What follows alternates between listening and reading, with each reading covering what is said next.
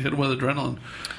Just for people who didn't know the song, but did you have may I ask, did you have any near-death experience? Could you tell that something light-wise or anything? The shot of Narcan brought me back.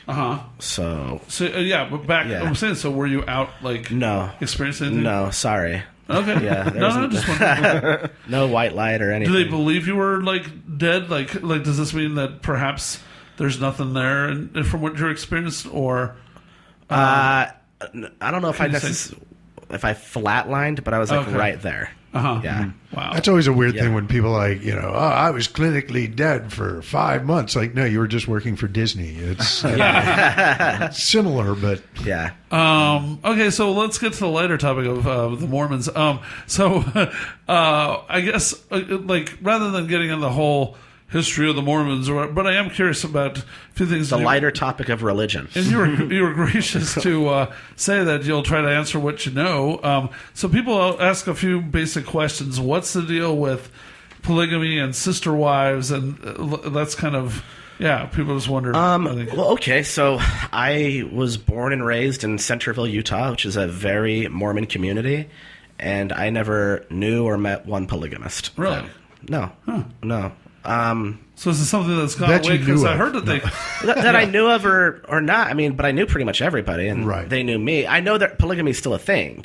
It's allowed? No. Well, no. And it's like fringe. Yeah. They don't even follow the same leaders.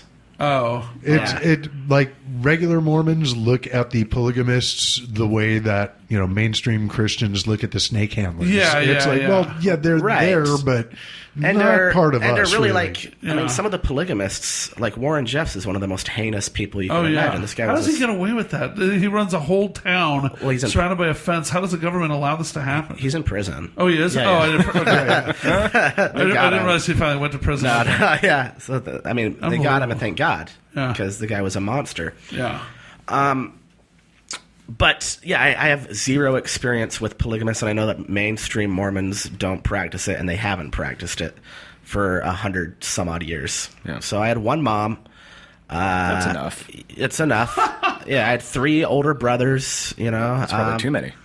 Yeah, it was pretty intense. But the polygamy thing is, I know they call themselves the FLDS, the Fundamentalist Latter-day Saints. But as far as the regular Mormons are concerned, they're a different faith entirely. And as far as the FLDS is concerned, they're a different faith entirely. They have different leaders. So I think they have some of the same doctrine, some of the same scriptures. But other than that, they're different faiths. Okay. So then what about the supposedly the magic underwear? I hear that term used that the men at least wear magic underwear. And I don't know what that's obviously slang. So... what is it that people are referring to? Garments. Yeah. I'm not sure the reason behind it, to be honest with you. Okay.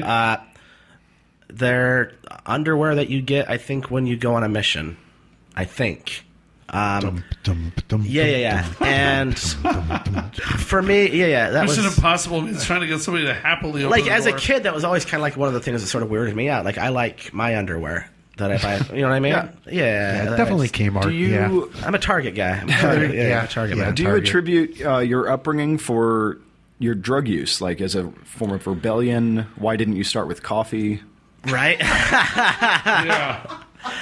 No, I don't think it was rebellion, really. I think it was driven by an insatiable appetite for fun initially.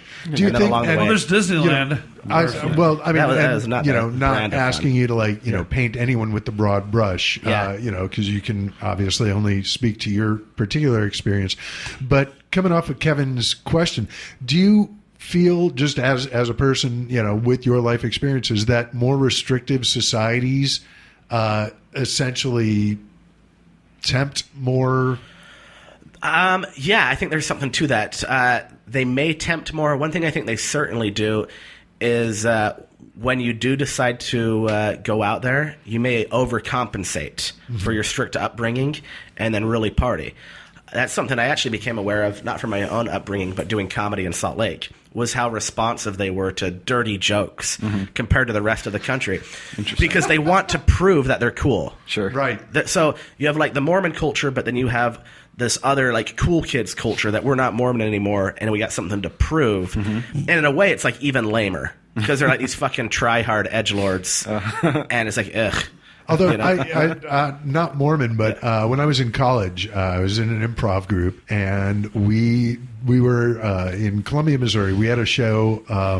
I forget the name of the town, but big Christian school, and we had been told you're not allowed to swear during the show. Right. But every time we went to the audience for suggestions, it's, we need a household object, penis, right. And it was one of those things where like there was depending on the household. Yeah. But yeah, and it got to a point where there was like an uncomfortable tension in the room because we were contractually obligated not to swear, but the crowd wanted nothing more. Oh yeah. And when we finally let loose with fucking like rabbits in the phrase, not actually doing it on stage. It's not improv, I know. It's not a James Franco There's show. been times back home at comedy clubs back home, like Wise Guys, where I've felt the audience. I've felt the energy of tell us a dick joke. Tell us a dick joke. And yeah. We've heard so much about them. Right. We've heard so much those are about some of the weirdest 7-year-old birthday parties. Right. Yeah. So, well, anyways, we probably got to wrap it up. I want to say thanks for coming out and sharing so much with us, man. Thank you for having me. This is cool. On behalf of all of us, we're glad you're with us in general. I appreciate that, man. I'm glad to be here. One quick question just to wrap things up. Which do you feel has been harder to recover from, heroin or the Mormon Church? Heroin. Because I still have... Look, some of the church's policies I can never get on board with, especially their policies towards gay people. But there's still a lot of Mormon people that I have wonderful, healthy, great relationships with. I can't say the same about heroin. Really? There's no sweet memories? Yeah. All right.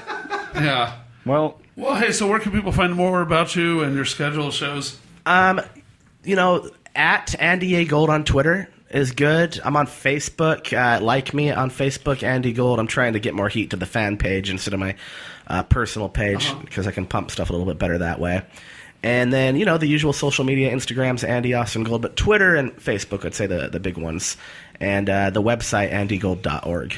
So, for sure. Appreciate that. And what about the Addicts Comedy? addicscomedy.com. All right. addicscomedy.com. if anybody is addicted to heroin, get help. Get the help you need. Don't be afraid to ask. Anything with pills, etc. Think twice, please, and don't just accept whatever a doctor tells you on face value. Yeah. All right. So until next time, I'm Carl Kozlowski. Kevin Corcoran. Dr. David Robinson. And I'm Andy Gold. Thank you. All right. Thanks. This has been Oh Man, That's Awful. Thank you. All right.